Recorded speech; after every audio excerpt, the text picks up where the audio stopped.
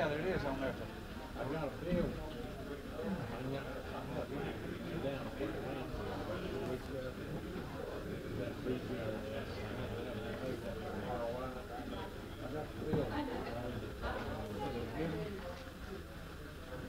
What do you say?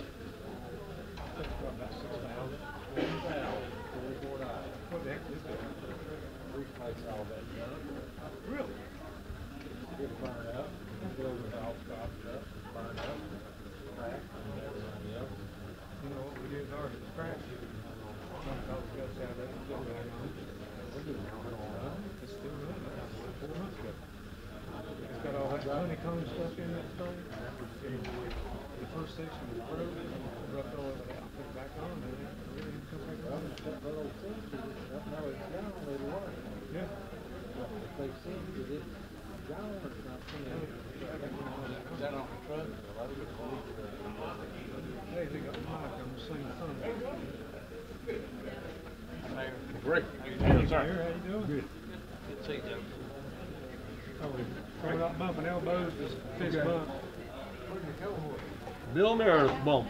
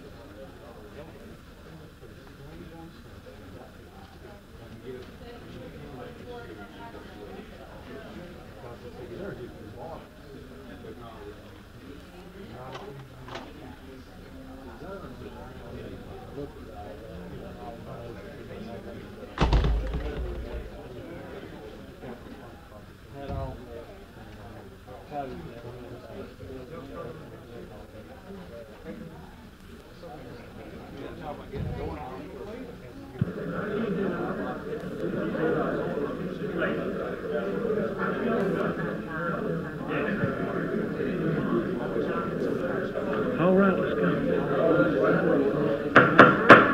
Oh yes, oh yes, oh yes. This meeting of the Washington County Board of Commissioners is now in session. Pursuant to adjournment with the Honorable Chairman Greg Madeley presiding, come to order and remain standing. Thank you, Sheriff.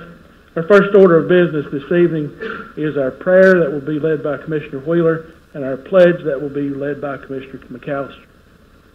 If we would, before we pray this evening, if you could join me in a moment of silence in remembrance of our longtime trustee, Jack Hammond.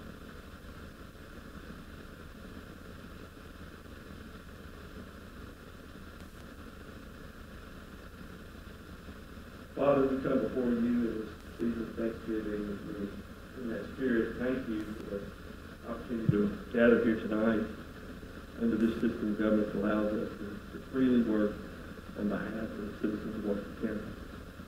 We ask that you guide and direct our deliberations and decisions this evening. and we ask that you be with the family of Jack and others in the community in need this week. In Christ's name we pray. Amen. And now let's honor America. I pledge allegiance to the flag of the United States of America and to the republic for which it stands, one nation, under God, indivisible, with liberty and justice for all.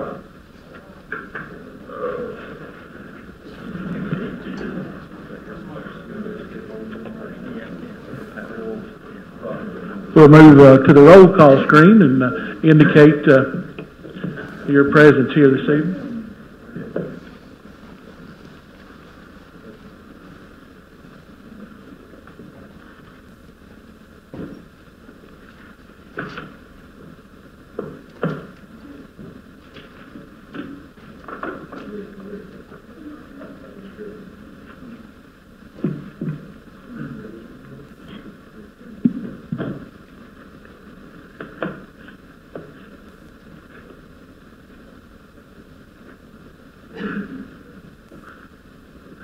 All right, Madam Clerk. We have 15 present, 0 absent. Next item is the approval of the agenda. Do I have a motion? Second. Motion made by Commissioner Edens, seconded by Commissioner Carrigan. Discussion? Seeing none, all of those in favor of approving the agenda signify by saying aye. Aye. All opposed, like sign. Motion carries. We do have public comment this evening. Mr. Reeves, if you'll come forward to the podium and our standard 3 minutes of procedure.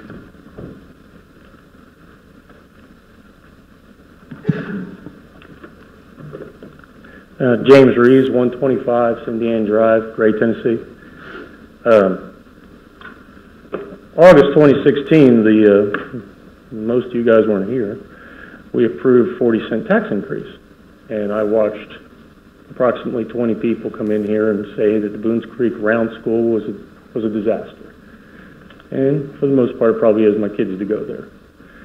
And it was approved. Well, you know, it's evolved into there was a resolution that didn't occur until January 2017 that was approved by the legislation here, that we're going to spend $25 million on the Boones Creek project, which did not at the time include the athletic fields. We still got to figure that out. And $20.7 million on the Jonesboro project. There's been some contention that the money may be gone, that we waited too long, the school board took forever. They couldn't get in that $20.8 million. They kept sending something to committee that was over budget. Well, they finally sent something to committee last month that was at budget. There was some discussion, total project, $20.8 million, construction costs, $17.5 million. There's some land that's got to be bought. But it's under the number that was decided by the county commission and the mayor at the time that they could spend in Jonesboro. I've been following the budget in this county since 2006. Where the pennies go, where the money goes. I don't worry about a lot of the smaller stuff, but some of the bigger stuff matters.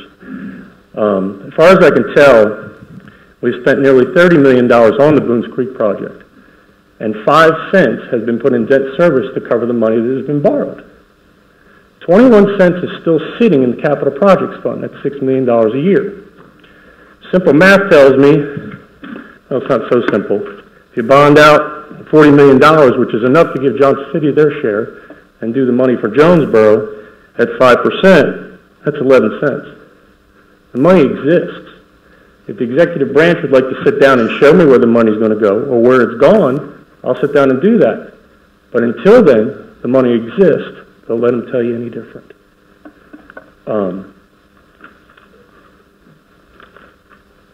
Just this year, through the capital projects, $5 million passes through. In other words, they couldn't spend it fast enough. Another thing I'd like to mention, since this capital project fund was created, before that existed, when funding needed to be done to fix the courthouse and those type of things, it came out of the general fund balance, which has approximately, I don't know at this point, but it's over $16 million. If you move some money around and do things, you can probably pay some cash. on this school thing. They don't want to do it. They don't want to borrow the money. They don't want to increase their debt. It's not economic development like the Boones Creek School is. We're not going to build a bunch of houses around it. But a verbal agreement was made in August 2016 that we would build a school and renovate the other Jonesboro school. At the time, they were just going to renovate the Round School. But the parents complained, says, how can you just say the same thing about the Round Boones Creek School and not the same thing about Jonesboro? And it took 2 years for the Education Committee to get under budget. And now it's been shelved. But I want you all to know the money's still there. Still exists. James, you reached your 3 minutes. You good? Thank you very much. We appreciate your comments.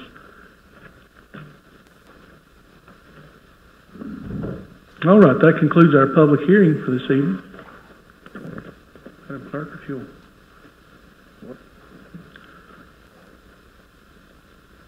Next item in your packet is the minutes of the November 13th Washington County Planning Commission meeting. You'll find those on page 5. We also have a presentation this evening by the TIF Advisory Board and the JCDA. Ms. Cantler's here with us this evening regarding the TIF and the facts about how it is working in Washington County. Diana, if you're here. I thought I seen you up here earlier. Yes, sir. We're going to see if technology works. We hope it does.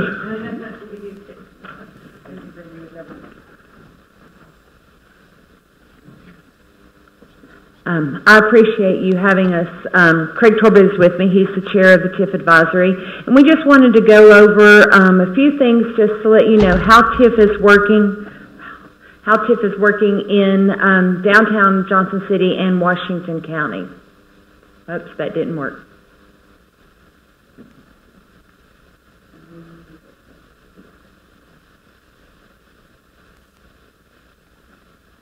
We have a PowerPoint.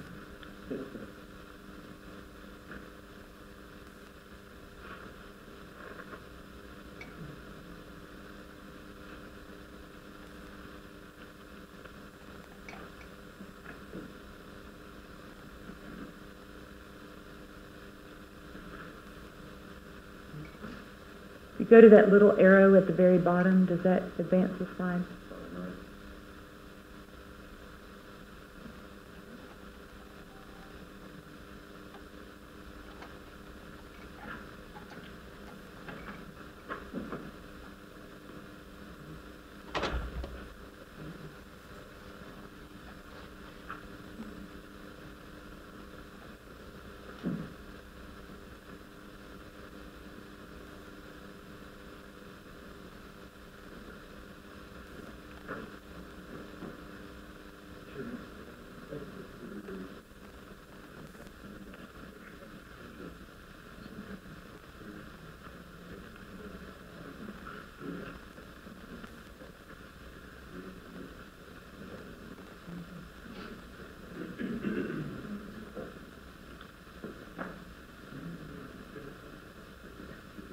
There we go. So a little background information on TIF. The goal of tax increment financing is to encourage economic revitalization and assist with private development projects that would really not be able to occur without some public sector participation. Just the background, the TIF redevelopment plan was adopted by Washington County in 2008 as a method to help with the revitalization of the downtown blighted area. Next slide. For those of you that haven't maybe participated in some TIF, either advisory board or heard how we bring a project to the county, I wanted to let you know we have a guidelines that we use to bring TIF to the county and the city. And we have guidelines that we really, objectives that we try to accomplish with TIF. The main one is to eliminate blighted, dilapidated, or deteriorating conditions, to really work with property owners to redevelop historic buildings in the redevelopment district. Other things that we try and do is to create, we look for projects that help create job opportunities, and will revitalize a commercial or retail space. Our goal is to expand the property tax base and also generate direct sales tax revenue. We want to make the most use of the land that we have in the redevelopment district. We don't want to, we really would rather not tear down buildings. We really would rather revitalize those buildings. We want to make sure that our goal is to fill every building in the redevelopment district, not to have vacant buildings. Historic preservation is a main focus of the TIF, and that's where it becomes such a tool, because that is such an expensive, a lot of times it's expensive to do that to existing structures. And then architectural continuity is real important. You know, we really, especially in the historic district of the redevelopment district, we want to make sure that we have architectural continuity, that we can restore a building to its where it was, how it was intended to look. Next slide, please. Part of the plan can be used for infrastructure, including improving parking facilities, links, whether it's walking trails or pedestrian or bike or driving lanes to the central business district. I think we have found that everything that happens in downtown really does have an impact on the quality of life of all of the city and county residents.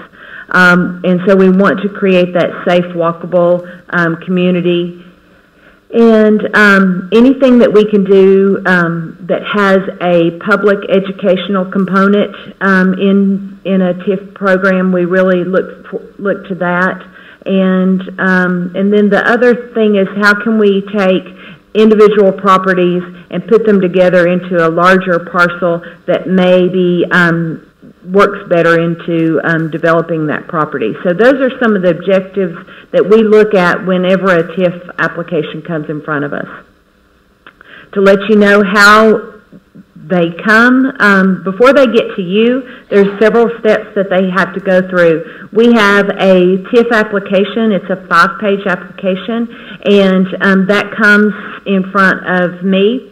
And there's a lot of times that somebody will come to me and say, well, I want to use TIF for this project, and I'll take a look at it and say, you know, this is not, does not qualify for a TIF, but we have other tools that we could use. But so I do want to let you know, not everything gets past past my desk. We really make sure that can they prove the but for? Is there a reason that this project cannot take place without the use of TIF funds? If it's approved through our office, then it goes in front of the TIF advisory board. That advisory board is made up of 3 JCDA members, 2 county commission representatives or appointees, and 2 city commissioners and appointees. So it's a very good, very diverse board. Once the TIF advisory board approves a project, they will actually be the ones that decides what the amount would be that would be approved. We bring a resolution to the county for anything over $25,000. So any request over $25,000 comes to the county, and then the JCDA will vote to approve a development agreement. So that's how we put the process, the planning process. So I'm going to walk you through a little bit of kind of how the funding is working, how it works up till now, and kind of the benefit that does come directly back to the county even under the current guidelines. So for every dollar of Washington County increment that is created, 13.6 cents of that goes to pay debt service back to the county. 21.6% is held back per county agreement. An additional 6.9%, and that amount does vary a little bit year to year, but that's been a pretty good average over the last several years. 6.9% is held back as uncollected, and then 57.9% out of that dollar is what actually comes back to JCDA to be used to incentivize these projects that we bring before you. So we want to make sure that that's pointed out for a couple reasons, because that really, I think there's sometimes a miscommunication or misunderstanding that by doing these TIF projects, that somehow that does not benefit the county until such time as we completely wind down the entire district. We want to point out that a little less than half of the dollars created in the increment do come directly back to the county in the current year and every year going forward, even now. So in 2018, to put that those percentages into perspective of actual dollars, there was $105,455 generated that was paid back to the county that goes towards your debt service. $167,460 was held back just as a negotiated county agreement when we first established it. The agreement, that's how that was structured. Another $53,587 is retained as considered uncollected. And then the remaining $448,792 is the amount that actually got paid over to JCDA in TIF funds, which is then eligible and usable for these projects that we bring before you for economic development. So since 2008, when this was put in, just to give you some additional figures, there's been a little under $5 million, $4,880,000 of public improvements. So these are projects that we've been able to use TIF funds with your and your colleagues' support that are not specific private sector income generating, but have been quite instrumental in some of the features of downtown's rebirth. 1.6 million of that was for the pavilion, which provides space for the farmers market, event space, and additional parking in downtown. $1 million went directly back to the county when we purchased the old county courthouse from you. That was the negotiated purchase price. And then another $2.23 million was used in that facility to renovate it and make it what is now the Northeast State facility for downtown. This is trying to get, one of the things that I think also there has been sometimes some perhaps misunderstanding, and I want to try and clarify as well as I can. When we bring a project, we have to use a figure that tells us how much that project's going to generate, and then we have to assume that we might be able to fund a bond or a debt service over some period of time. We traditionally use 20 years in our calculations for that. But I think that sometimes gets mistranslated when we talk with you here at county, that means that we're somehow extending the life of that district beyond what we've talked about in 2028, 29, somewhere in that neighborhood. Just because we amortize a specific project initially or base our incentive amount on that longer amortization does not translate to extending the life of the district. And I'm going to walk you through that just briefly if I can. So these are the projects that we have in current outstanding debt. There's two projects you'll notice, and I'll touch on those here in a minute, but there's two projects that aren't listed here, and that's because they are the only two projects. So happens the first two projects we did when we implemented the district. But those two projects get treated just a little differently, and I'll explain that in just a second. But if we set those two aside, these are all the other remaining projects for which we have outstanding debt. And so you can see the total there. If we go to the next slide, that total amount of debt tells us that if we look at what our current fund balance is, we know what our current annual revenue is from both city and county, and we know what our blended interest rate is amongst all those debts that we showed you on the previous one. We can use those three numbers and report to you that as of today, if we were to simply say we're done with the redevelopment district and we're not approving any new projects, how long will it take to pay off all the debt? And the answer to that right now as we stand here before you is 4.71 years. So many of those projects that you saw on the previous screen, when we determined the amount of increment that we were able to provide in incentive, we did that using an amortization schedule based on a 20-year number.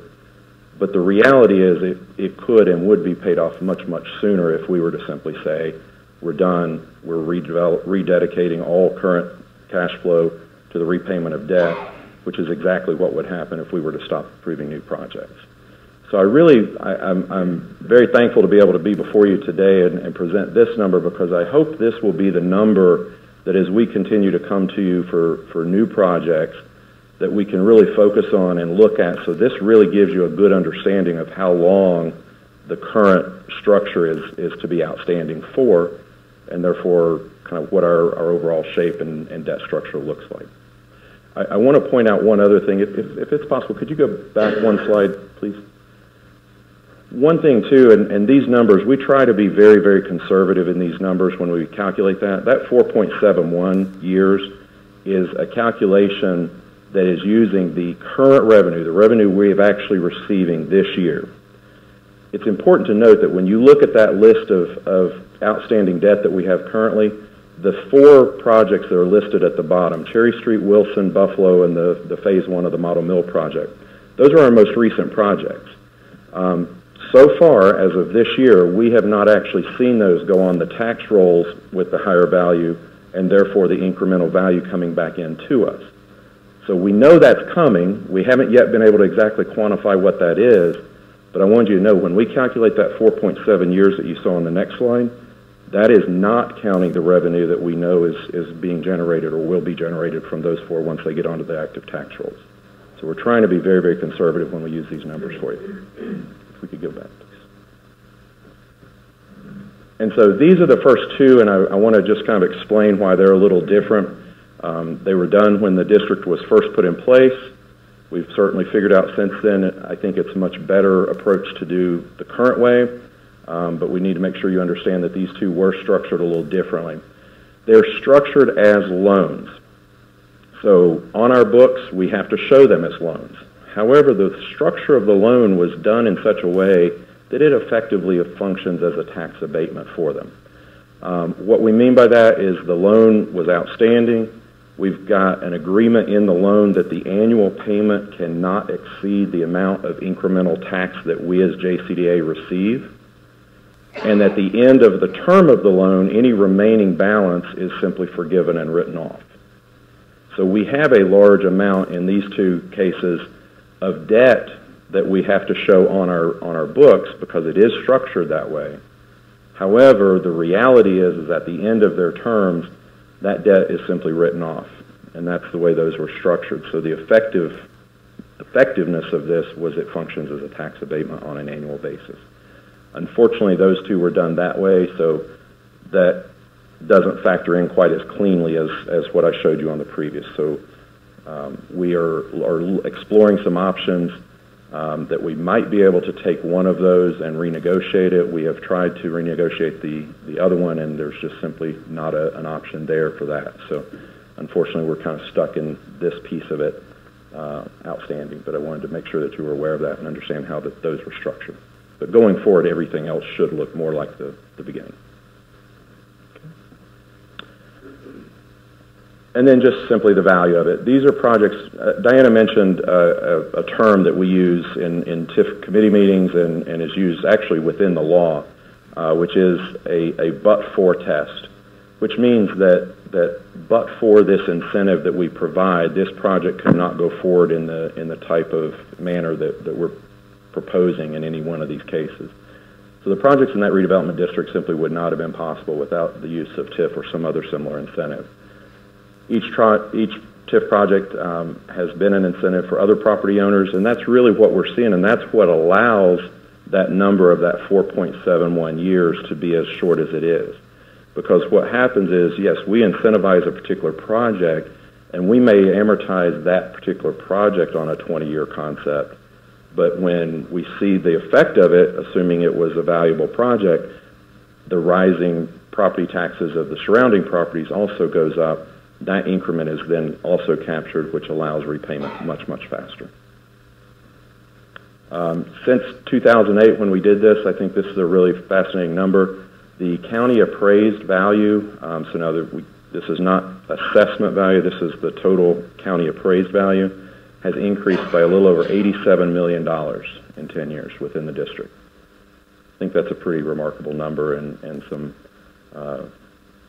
really excellent growth rate.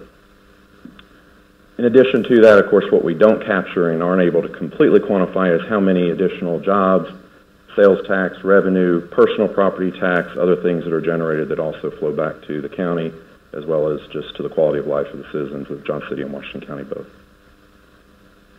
With that, we'll take any questions. Yes, sir. Have you had a number on the number of jobs created with that flag on it? It's really difficult to quantify how much that number is specifically because of the TIF program. And that's for a couple of reasons. One is, as we mentioned, we may incentivize a specific project, but then the number of jobs might come from the infill that happens in and around it.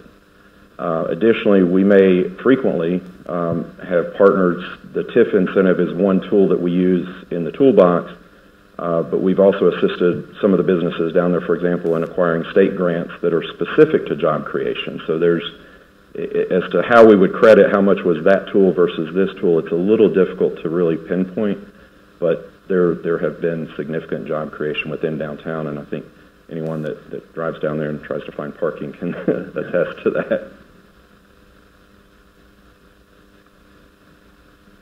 Yes, sir. Yes, I will thank you for this together. Sure.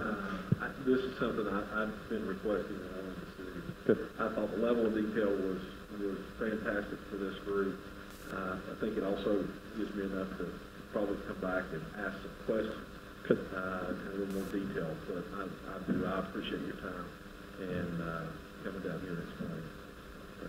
Thank you. And I know staff of JCDA is always available. I am individually available. If anyone ever wants to reach out to me directly, I'm happy to answer any questions I can. Yes, sir. Uh-huh. Sure. 2087 million. Yes, sir.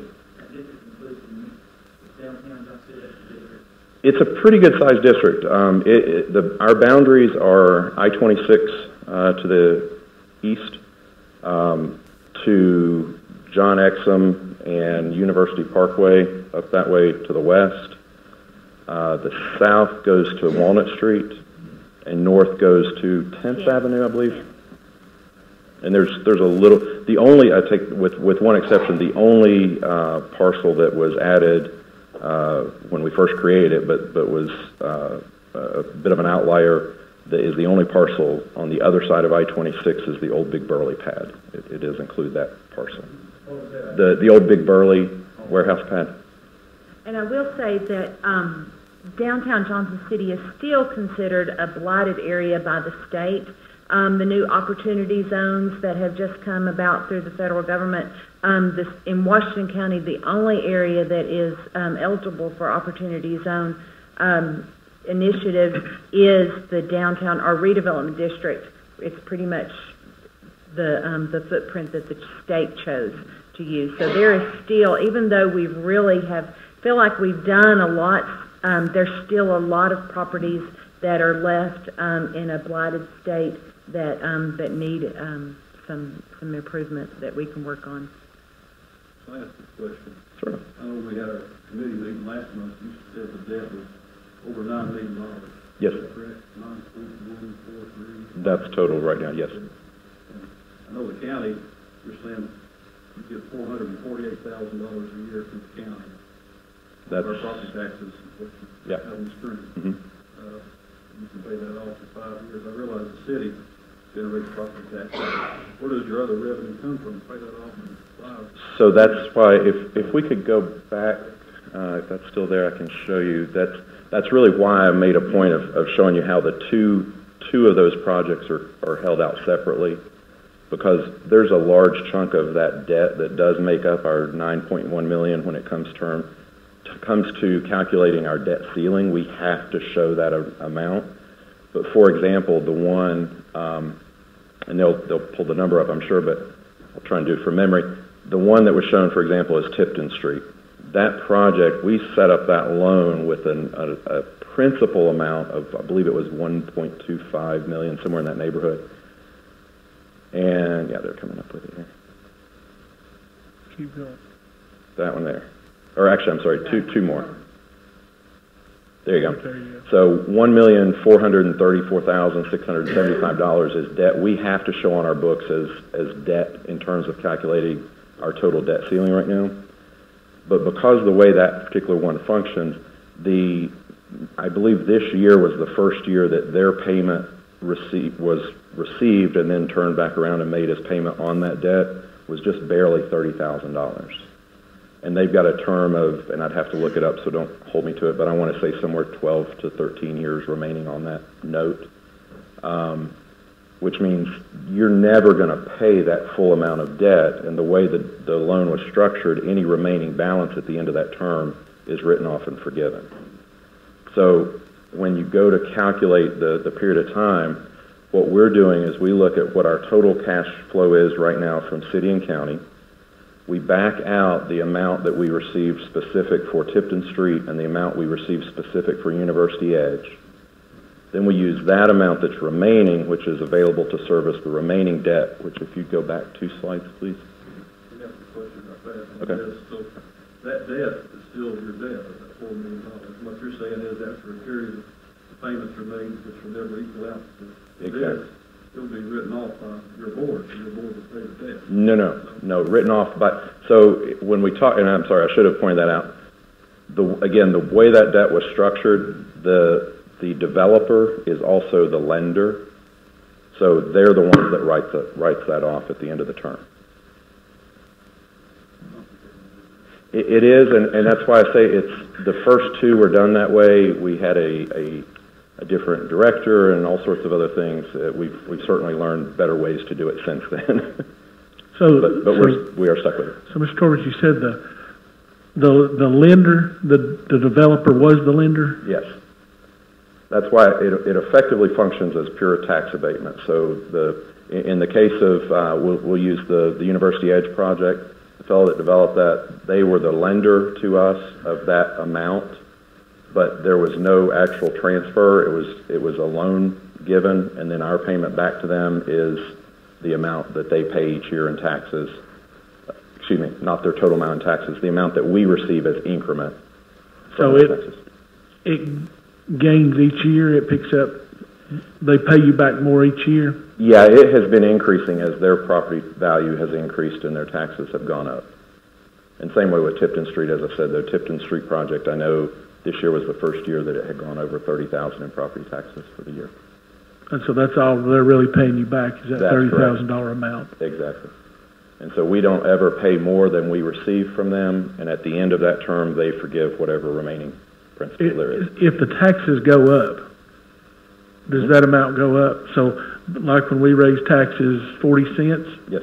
That amount coming back to you would go up that 40 cents addition? Yes. Okay. Does that answer your question, though? So when you take those off, these are the only projects that are remaining that the cash flow actually has to service the debt. I believe it's just a little under that. The only 2 incomes that you have are from the county's property taxes in the city. That is correct. And I know you said ours is 448. Do you know what the city's is? If you'll bear with me, I do have it right here.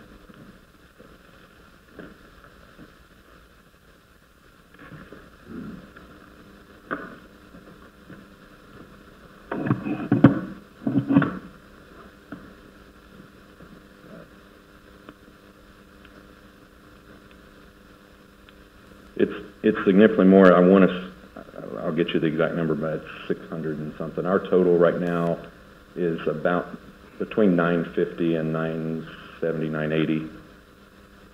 And I'll get you that exact number here in just a second.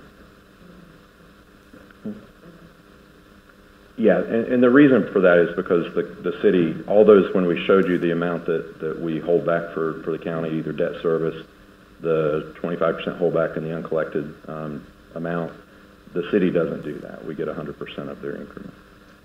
Let me ask a question too, because I've been researching this and it's complicated. When you say this, for instance, let's take the model mill, $1.2 million. That's debt that you incurred through the JCBA. And we're paying for it. Where did that money go to the actual person who's renovating that building, and how So it depends a little bit on the project. The majority of them have gone back. So, for example, the model mill was done through a purchase resale, but also actually, I think all the phase one has been done in direct infrastructure projects. So, on some of these, we have purchased and then resold at a lower amount, which injects a direct increment or incentive into the project. On the mill, there was so much remediation and other direct infrastructure that we were able to pay those directly. We have pretty strict guidelines that come from the state as to what we can use TIF funds for. So it has to be public infrastructure, acquisition, things like that. So to your earlier question, the total amount of all of those total to $4,859,872. We have the current commitments to Tipton Street and University Edge are $242,290 annually. Our total revenue or cash flow coming in both from city and county as of 2018 was $941,473. That gives us cash available to service this debt of $699,183. But we also have a fund balance currently in the TIF fund of $1.8 million. So if you reduce the outstanding debt by that and then use that cash flow to amortize, that's how we arrive at 4.7. We currently have a blended. $11 million. That's correct. And that's why I say that does include those two projects, which again we have to show at those higher amounts. But the reality is it's significantly less. But and by the way, the blended interest rate right now on these projects is 3.5%. One more question, I'll shut up. No, you're good. When do you see it at the end of this? It's been going on for 10 years, and I feel like the county taxpayers paid a tremendous amount of money to help reboost this area. I mean, when do you see an end to this coming where we can see some revenue coming back to the county? So two factors to that. One is, as I pointed out on the earlier slide, there is about 47% of the revenue being generated from this is coming back to the county now. And I would argue that because of the effectiveness of this, the growth rate within the district is significantly outpacing your growth rate in the remainder of the county. So the reality is, as far as growth on your tax base, you're actually seeing more dollars in revenue coming in from this district growing faster right now, even while you're giving the funds over for incentive, than you are in the county at large. And I think that's partly a testament to the effectiveness we're having. More specifically to the question of when we see it winding down, I think the reality is, while we are very proud of the success that we've seen, as Diana pointed out earlier, it takes only a drive through the area to realize that there is still a tremendous amount of vacancies, of buildings that have not been touched, of very large buildings in some cases that have perhaps been in the news recently that we may be bringing forward soon, that have some opportunities before them. My belief is as long as the tool is working and you're getting a good return on it for yourselves and the taxpayers, then let a good thing continue. I believe very strongly, however, that the single biggest issue is that but-for test. I think there very much will come a time, I don't know exactly how or when to quantify that time, but there will come a time when you can look at these buildings and realize that because the value has increased to a certain point and the rents that they can claim as a result of that have increased to a certain point, then there will come a time when an incentive is not necessary to get someone to come in and rehab that building versus going out and building in a green field somewhere. But until that time happens, it's an unlevel playing field. And the reality is by incentivizing, while we are putting some taxpayer money back into this, that taxpayer money a lot of times is going to be less than what it would be to try and run new infrastructure to a green field that might be just outside of that space. By reusing these facilities and these buildings, you've already got utilities there, you've got water, sewer, all these types of things, police, fire, everything's already covering these districts. So that by itself, yes, we're giving some incentive to reuse what's existing, but that's also saving money by not coming and asking either city or county to go and expend funds to continue to expand out into greener space that may not have those facilities. So kind of a point of clarification, because while the program is out there, you know, for an extended period of time, each one of the projects you showed us has a specific end date relative to those incentives. So it's not as if the bottom bill will go on forever. Right. It has a specific start date and a specific end date, correct? Exactly. And so there is a difference between the individual projects and the program as a whole. Exactly. And one additional question, you spoke a lot about the redevelopment district, and obviously everything that's been done so far has been within that district. But in terms of TIF, the program itself, there's no reason that there couldn't be other TIF districts within Washington County. Absolutely. Okay, and so, but obviously the initiative just has to come from some group. There's a couple factors to it. One, exactly, the initiative has to come from some group. There are only a couple of groups designated that can administer it. So, for example, JCDA, we could operate any within the confines of Johnson City, but the county has other agencies that could operate them outside of the city if they chose to do so. Diana touched on the fact that there does have to be some form of designation of a blighted area. In our case, the district, we didn't just randomly choose that district. That was the district that was drawn by the U.S. Census Bureau. And so that's why we used it. And then for other reasons, one of our, I believe it was a city commissioner at the time, specifically was hopeful that we might see some ability to do something with the Burley pad. So that was the only additional parcel that was not originally part of that U.S. Census designation. So that designation can come from a lot of places. In our case, we relied on the U.S. Census data. And in response also to Commissioner Harris, yeah, I do remind you that you as County Commission have the ability to approve a project. And so we don't bring, even though you can say we want this to end or whatever, we bring every project to you. So you have a lot of control in what is being approved. And so, you know, I hope that you see that there's some due diligence that goes into making sure a project is eligible for TIF funding, that we have several different boards that it goes through so that it is well vetted. And but then the initial authority actually comes before you. So when we come and bring you a project, know that it's been very well vetted, but also that you have the ability at any time to say we're not going to approve this. I understand that. Personally, I guess one of the biggest things that bothers me is this. And you're looking at nearly $500,000 a year of county tax dollars that's been spent not by the county. I feel like that money belongs to the county. We, as the county and the county commission, should see where that money is to be spent versus some board, which you've done good things, it seems. And I go to downtown Johnson City. I'm not saying there's not good things that happen down there, but I think that's an awful lot of money, the tax dollars, to be given to a different group that goes to private individuals. And I voiced that with you the last time I spoke. I feel like it's taking money from movers. I don't like that. And the issue there is while we're not, I would take issue with the concept of picking winners and losers only for the fact that I continually come back to that test of but-for.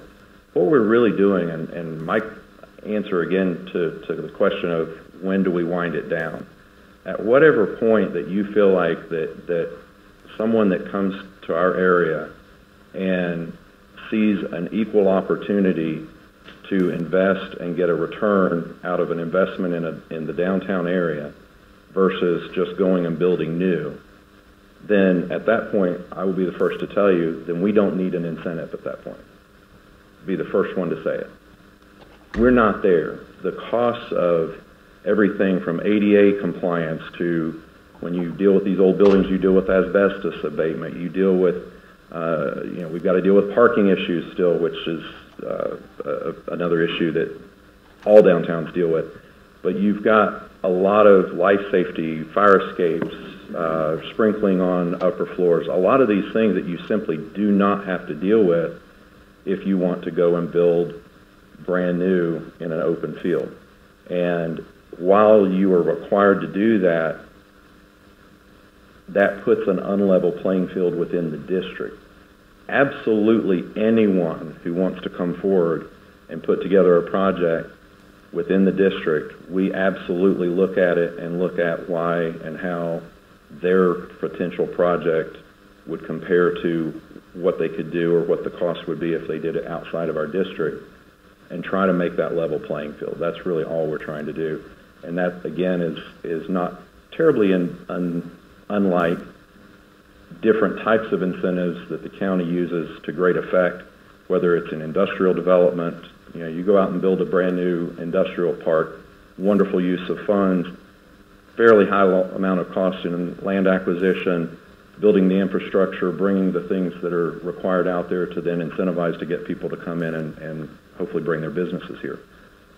Different type, but same thing. Is it fair to say, though, with the TIF, those incentives are not put in place until the project exists, versus an industrial park where you may buy land and do infrastructure with no promise of the project?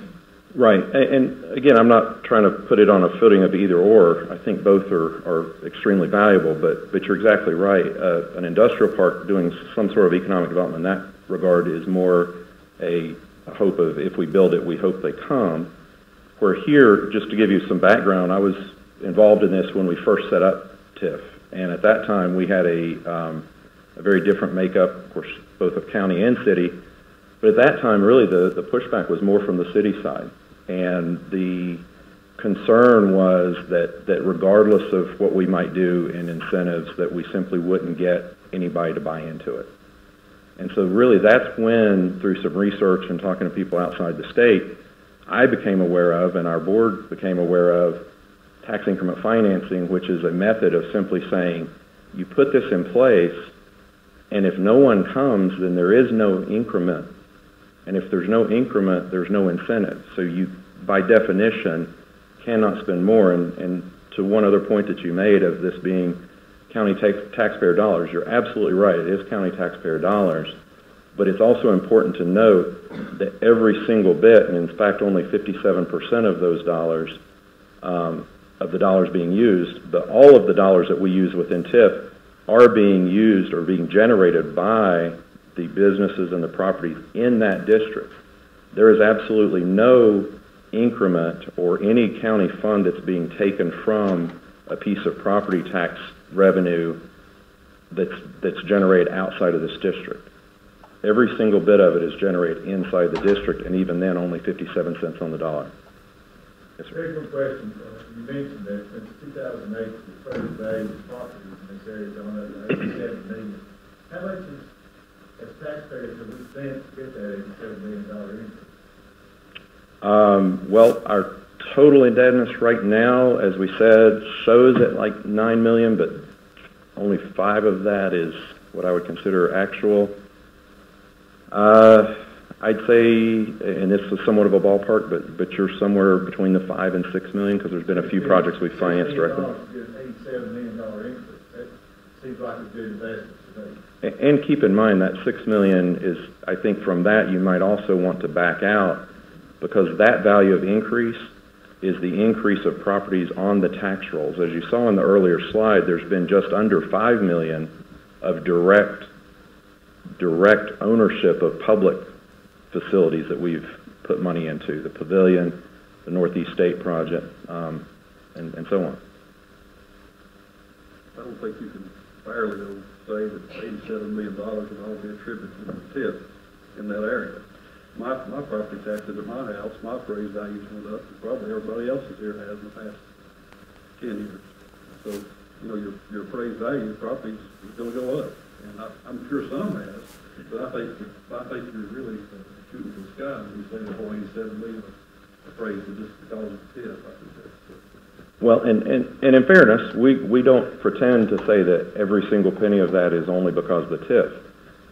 And to your point, yes, the property taxes across the city, across the county have increased during that same period. However, the rate at which the values have increased within the district has been significantly higher than the rest of the county, significantly so. And I think a large chunk of that is because of this type of incentive. All right, do we have any more questions for Mr. Schwartz?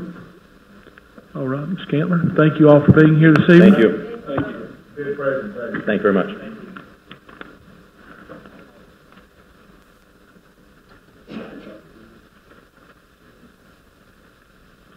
All right, our next item is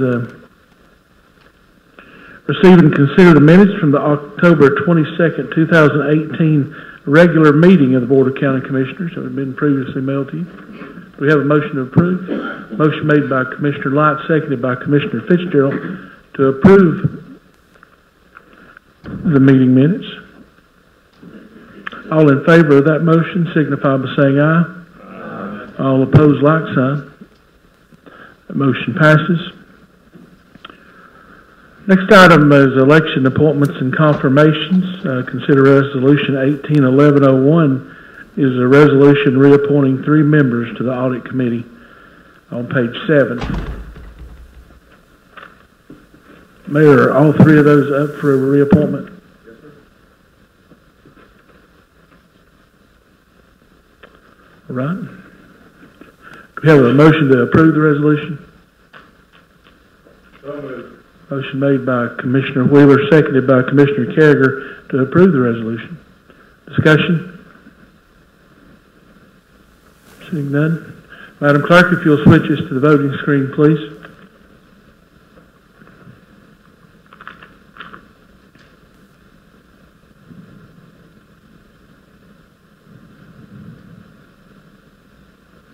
Go ahead and cast your vote and lock it in.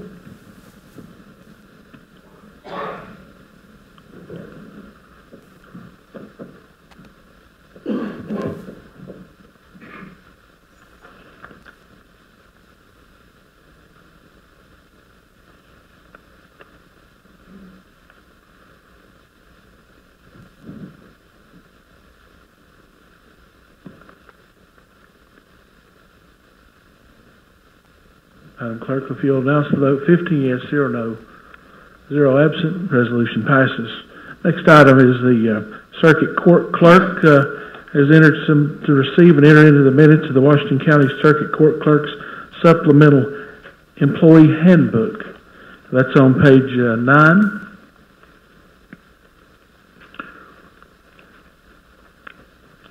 Is there any discussion?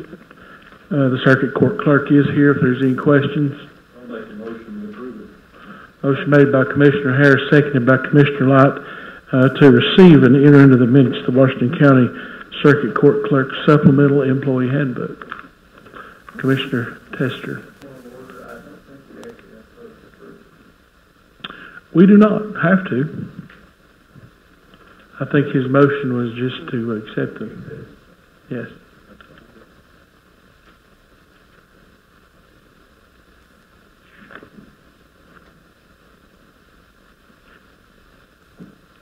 We are not approving these, we are just accepting these.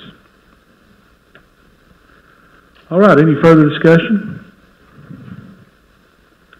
Seeing none, all in favor of that motion of accepting these into the minutes, signify by saying aye. Aye. All opposed, like sign. All right, motion passes. Next item is the Commercial, Industrial, and Agricultural Committee report. Commissioner Carriger? You'll see our minutes of the November 1st meeting. It's on page 11 of the handout. We're glad to answer any questions. I think the minutes are pretty self-explanatory. Thank you. Any questions for Commissioner Carriger? Seeing none. Next item is the County Attorney's report. Mr. Seeley? I have no written report. To answer any questions, I would like to give the Commission a little good news. We did find out last week that the lawsuit filed by Gerald Sensabaugh was dismissed.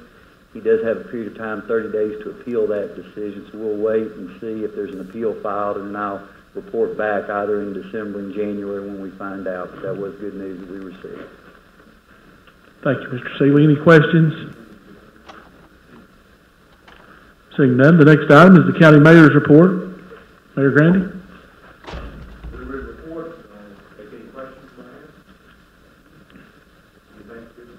Happy Thanksgiving, Mayor.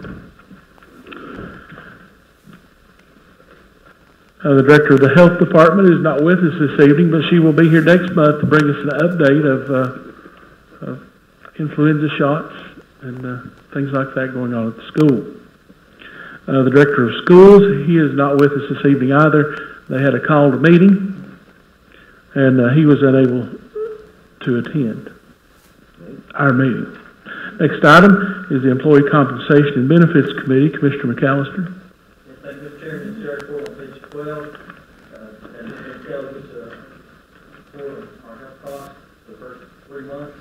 And also, Michelle Stewart gave us a report on care here in our clinic. You can see it's a very, some of the details are further on the pages there in your pack. So, this is a report on our Is there any questions for me? That's all I have, Mr. Chairman. Thank you, Commissioner McAllister. Seeing no questions. Next item is the Health, Education, and Welfare Committee. Commissioner Edens. Thank you, Mr. Chairman. You'll find the HUE Committee minutes on page 22 in your packet. I, too, will be happy to try to answer any questions you may have. We also have 2 action items. Resolution for environmental cleanup of citizens' property. At this time, I'll go to resolution number 181102. The resolution for cleanup of 120 Davies Court, Jonesboro, Tennessee. I bring that to you in the form of a motion. Motion made by Commissioner Edens, seconded by Commissioner Ford to approve the resolution. Discussion. All the questions. Question's been called. Madam Clerk, if you'll switch us to the voting screen. Go ahead and cast your vote and lock it in.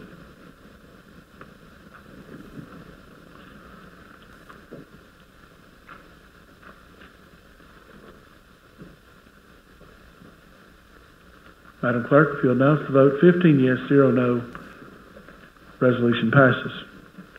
Thank you, Mr. Chairman. Our second resolution is resolution number 181103.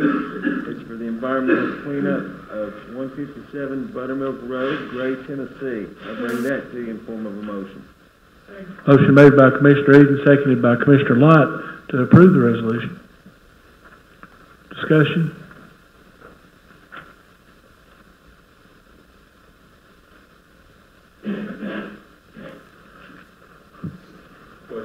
Question's been called. Madam Clerk, if you'll switch us to the voting screen. Go ahead and cast your vote and lock it in.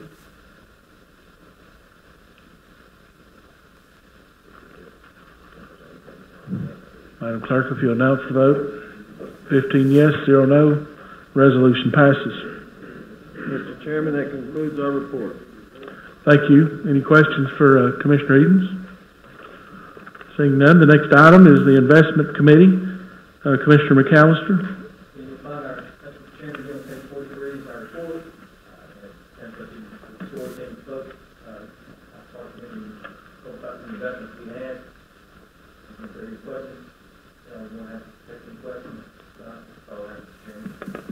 Thank you. Seeing no questions, the next item is the Public Safety Committee report. Commissioner Horler.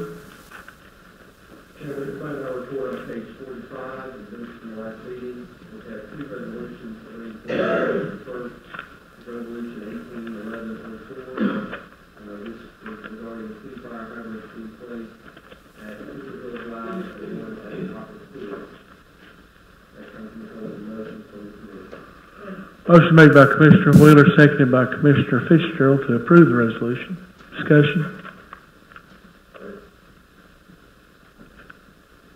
Commissioner Tester. I have a quick question. Both of these, I think, say that they are budget amendments, but the money's being taken from a line item for that purpose. So, is that really a budget amendment? Or is that, are we just approving it? We should. Taking that line item and budgeted for it. But really, we're just approving it. But it's a budget line, correct? It's coming out of the line That's 740. So they're not really amending, but the money's already It's already been like in line.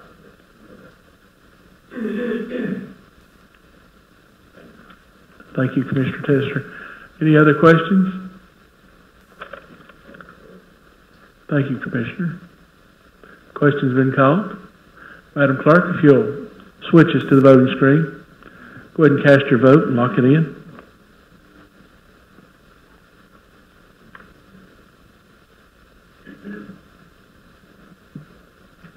Madam Clerk, if you'll announce the vote, 15 yes, 0 no, the resolution passes. Mr. Chairman, the second resolution is resolution 181105, in translation of purchase translation of Conrad River Crossing over the road.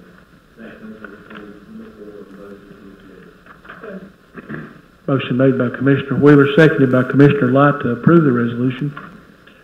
Discussion? Commissioner Edens?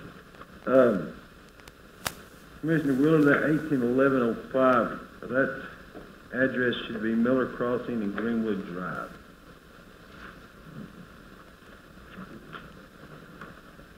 I came with the fire chief that requested that to your meeting, and may have got mixed up in our translation, but Miller Crossing sits dead center between Old Emerald Drive and Highway 81 South. And to put it on Emerald Drive, it's putting it at one corner instead of in the center. If we put it in the center, the request was to put it at Greenwood Drive and Miller Crossing. That way it was going to be easier to service the entire area. Mr. Chairman, move in favor of the motion to amend that.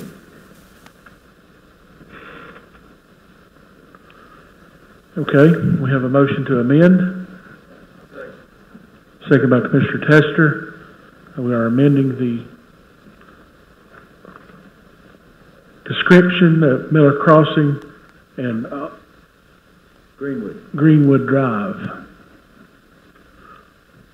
Discussion about that motion?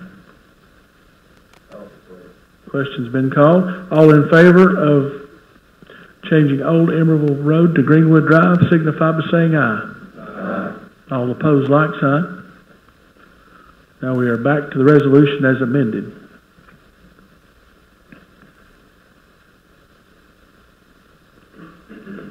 The amendment would be Greenwood Drive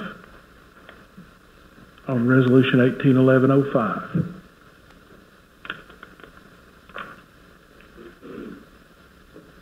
Discussion on the amendment, on the amended motion. Question's been called. Madam Clerk, let's switch to the voting screen, and we'll vote on the motion as amended, 181106. I'm sorry, 181105. Madam Clerk, if you'll announce the vote, 15 yes, 0 no, resolution passes.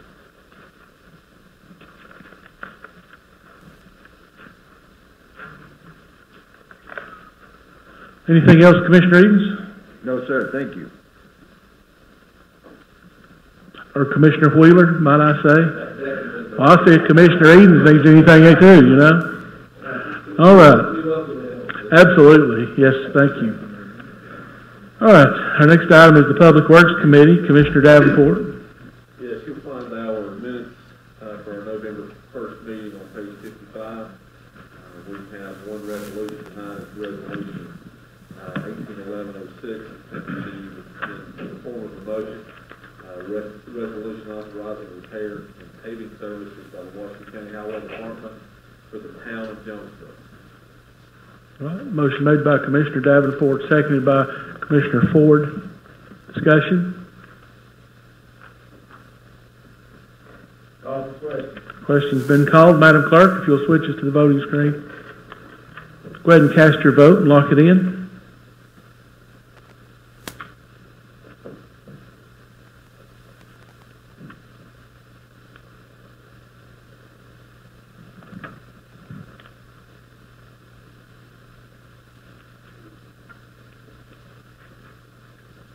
Madam Clerk, if you announce the vote, 15 yes, 0 no, Resolution passes.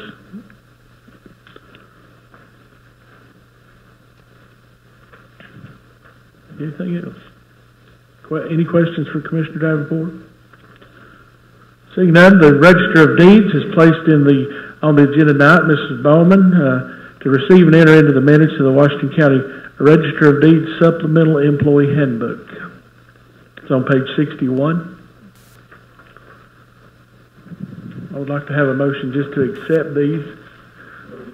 Commissioner Tester, seconded by Commissioner Light, to accept these minutes into the meeting minutes. Discussion? Seeing none. Have a question? All in favor of that motion signify by saying aye. Aye. All opposed, like sign. Motion passes, and show these minutes entered into the record. Next item is the Rules Committee. Commissioner Tester. Thank you, Mr. Chairman. Our minutes are on page 64 of the packet. We discussed 3 different topics related to our rules. First being the video and commission meetings. The second was new business topics at meetings, and related to that, things like agendas and vote notices and so forth. And then the third topic was the committee on committees election. 2 of those we can talk to you more about continuing that this next meeting. We've also had a request to look at our public comment rules. We'll be doing that coming up. And if anybody has anything else that you'd like us to look at, please let Mr. or another committee member know. Thank you, Commissioner Tester. I know that's a big job, starting into those. Any questions for Commissioner Tester? Seeing none. The Washington County Library Board of Trustees. Who sits on the library committee? The mayor did. Mayor, Mr. Griffiths is here with us as well. Right, this resolution 1811 is merely budgeting money that was received on the grants and budgeting into the revenue that we're putting into the investment. All right. We have a motion made by Commissioner Ford to approve the resolution, seconded by Commissioner Fitzgerald. Discussion?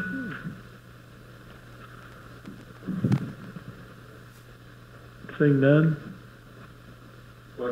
Question's been called. Madam Clerk, if you'll switch us to the voting screen. Go ahead and cast your vote and lock it in.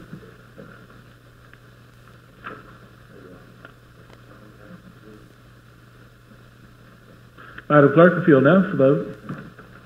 25 yes, 0 no. Resolution passes. Next item is the Budget Committee report. Mayor Grandy? Budget Committee. Yeah, we're not going to let you off too easy here. All right. The Budget Committee report. Mr. Wheeler? Our minutes are on page 70 of the packet, and we have 3 resolutions for your consideration. The first being resolution 181110, page 76, approving purchases from the highway department.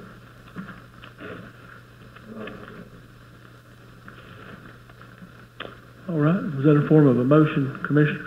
Yes, that's a motion. Thank you. Seconded by Commissioner Light. Motion made by Commissioner Wheeler. Discussion?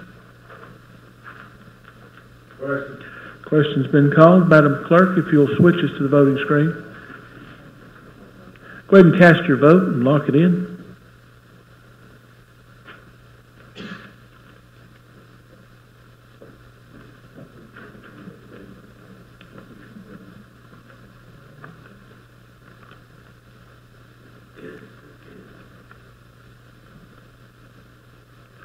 Madam Clerk, if you'll announce the vote, 15 yes, 0 no, resolution passes.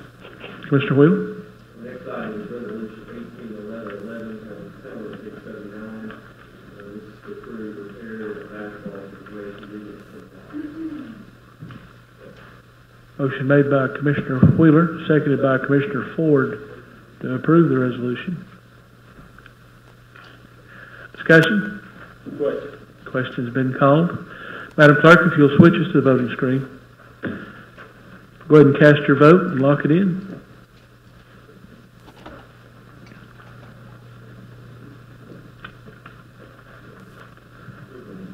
Madam Clerk, if you'll announce the vote, 15 yes, 0 no, resolution passes.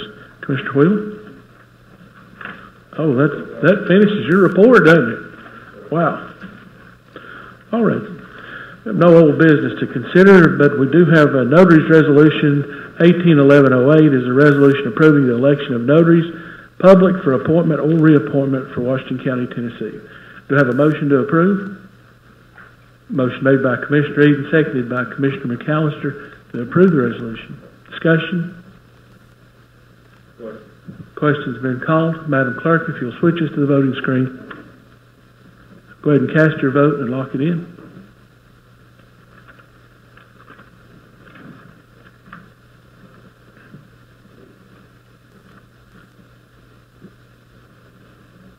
Commissioner Ford, we need you to lock it in. Thank you. Madam Clerk, if you'll announce the vote, 15 yes, 0 no, resolution passes. Also, a resolution under new business, Resolution 181109, is a resolution scheduling our regular meeting dates and times for the Board of County Commissioners for 2019. Motion made by Commissioner Tester, seconded by Commissioner Carriger.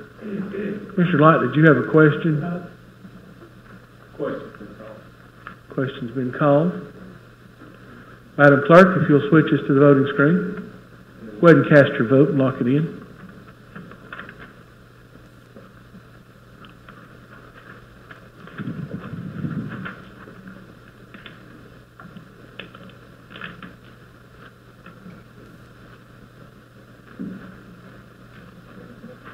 Madam Clerk, if you announce the vote, 15 yes, 0 no, resolution passes. Next item is a discussion topic regarding a workshop proposal for the Washington County Commission. Commissioner Jones had spoke to me about this several times and had a great proposal. And it was so great, we wanted Commissioner Jones kind of to lead this topic of discussion here for just a few minutes. Now, we probably won't be voting on a proposal, but maybe making a referral or something back to the committee. Thank you. I bring this proposal to you all tonight. An opportunity for the group of us to get together and discuss our goals for the next few years. I have just a loose couple of objectives listed there. Mainly the opportunity to discuss goals, also consider maybe strategic plan, and get to know each other a bit more since we have the better part of our term ahead of us. I had a chance to talk with some other county and city commissioners who indicated that this has been a successful strategy for them, and then in talking with Pat Hardy, who's part of NTAS, heard that he has facilitated these types of meetings for many commissions, and felt that it would be a good opportunity for us to consider. What I have listed there are some proposed time frames and dates. And what I would suggest is that we have a short conversation tonight about time frames and dates, and then perhaps move it to one of our existing committees for kind of getting into the weeds and coming up with the details in terms of a location and getting in touch with Pat and discussing a format for the time and even like food and some of those other logistics.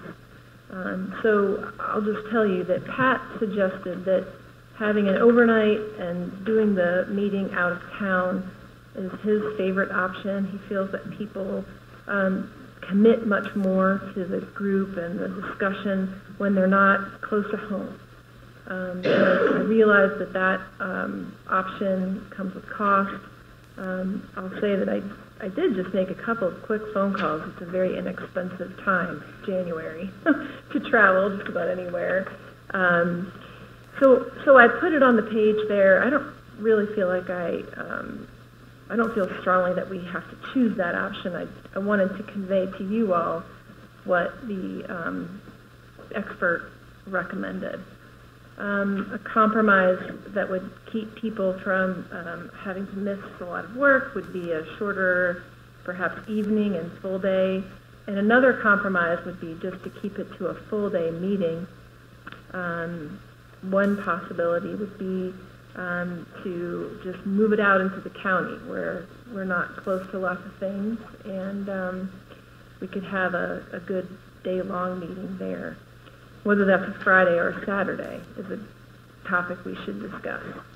And then the option that Pat also provided was that we could do a half day, but that's the kind of least preferred option. So if we can just have a short discussion about people's preferences in terms of the amount of time they want to commit to something like this, if at all, and what day would be best, we can then vote on, I guess, whether to move it to a committee, an existing committee, and then go from there. Thoughts, feedback? Jody, I guess my preference would be not to spend any money.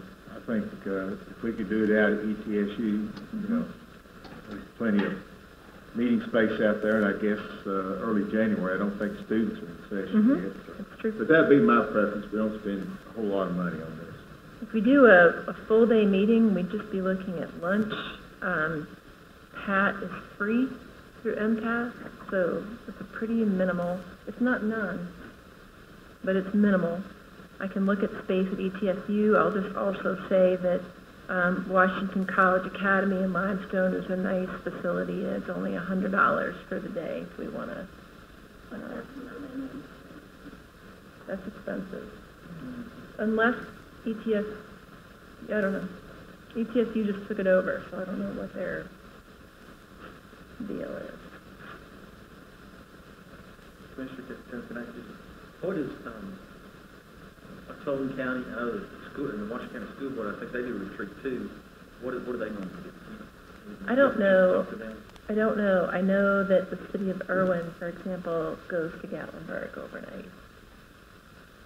It's a great question, and I would be open to hearing from other local commissions. I think the school board does something like that. They do. They do. They have Gatlinburg, I think. Commissioner Tester? I would prefer Saturday for those of us who work. And the other comment that I would make is I think it's better to have it local. Just it sounds like we're going to possibly be talking about some pretty important topics. So citizens should be able to come, should they not? I mean, I just think that would be easier access for citizens and local media to be there if it's local, just for openness and transparency.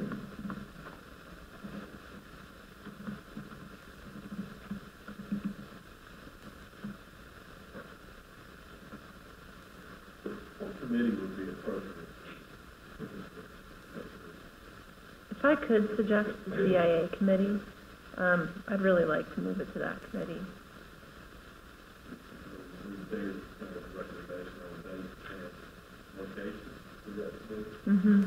So you put that. Comment on that would be, we've got a full agenda this Thursday, and I'm not sure when. It looks like we're going to have a full agenda January the 3rd also. That would be my only comment. Yep, that's true facts. I'm on that committee. I'm also on Q. Yeah, I'm fine with that committee. I think that's the appropriate committee. And I like to do it one day Tuesday. I do the other comment. And then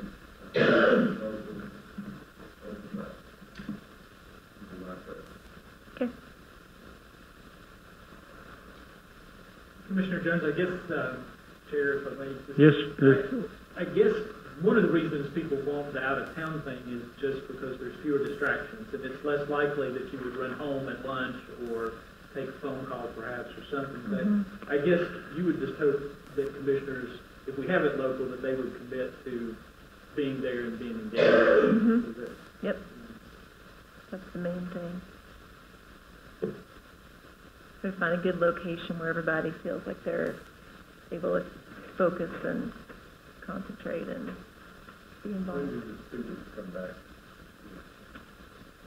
I want to say like the 15th or 16th, somewhere in that week. At where?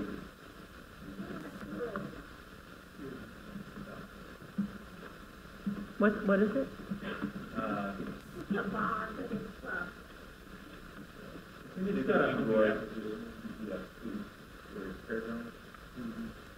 Good.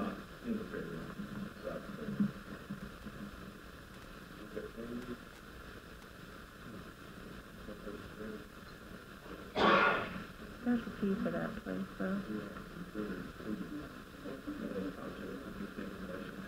Okay.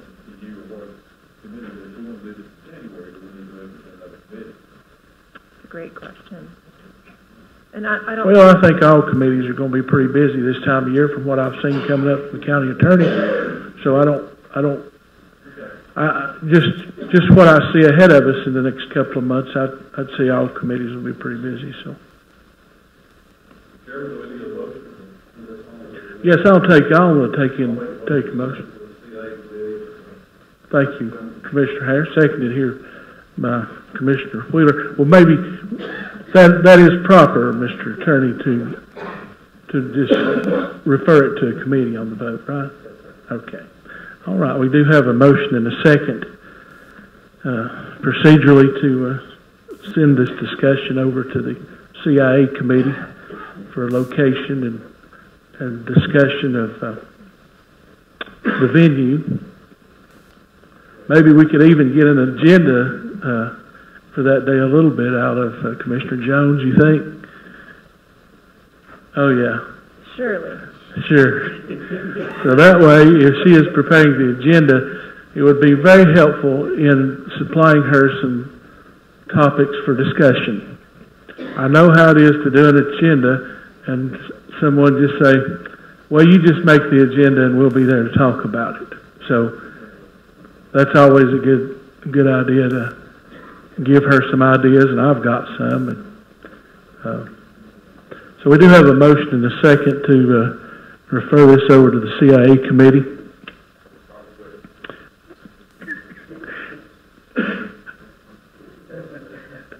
Is there any questions or concerns about that? I actually have a logistical question. Okay. How do people give me agenda items? Can people email me, though? I've been confused about this, the planning of this event for a while. Can we communicate about that in terms of topics and preferred sandwich meat and things like that? I mean, is that okay? As far as submitting items for an agenda or giving you those ideas, it might be best just to send those emails to Sherry and let her collect those together. And she's an expert at that. And she does a great job. She does. And she could collect those emails for you. Okay. Very good. Great idea. She might even put them like in an agenda form and send them to you. She really does a good job at that. She does. Any further discussion? Seeing none. All in favor of that motion signify by saying aye. Aye. All opposed, like sign. All right.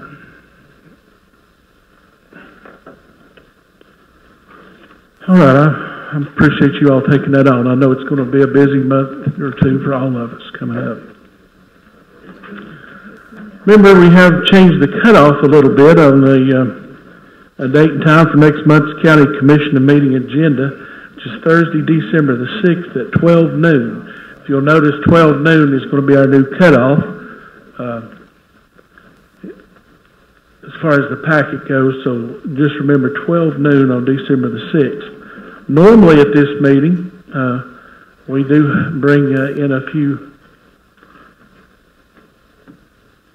items after the meeting, and I'll get a hold of you all about something after the meeting as far as a snack, and we all share a snack downstairs if we can talk Commissioner Ford into participating with that this year.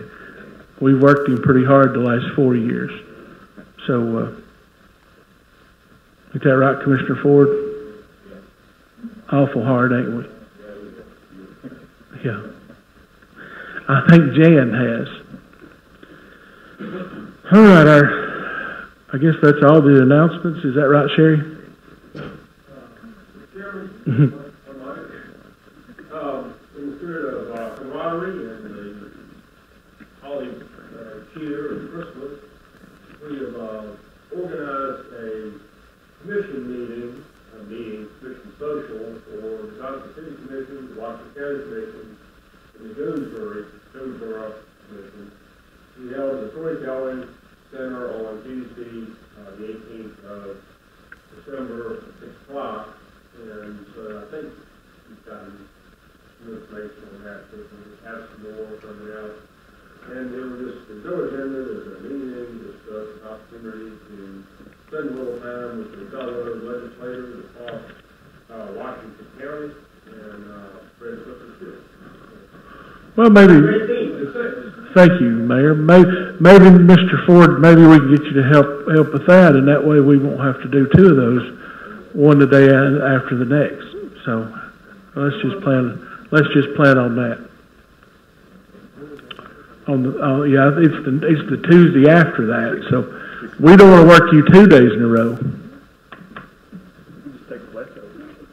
Oh, we could. Yeah. There's nothing wrong with cold sausage balls. All right, we have a motion to adjourn. Motion made by Commissioner Light, seconded by Commissioner Tester. We adjourn. All in favor of that motion signify by saying aye. Aye. All opposed, like sign. We're adjourned.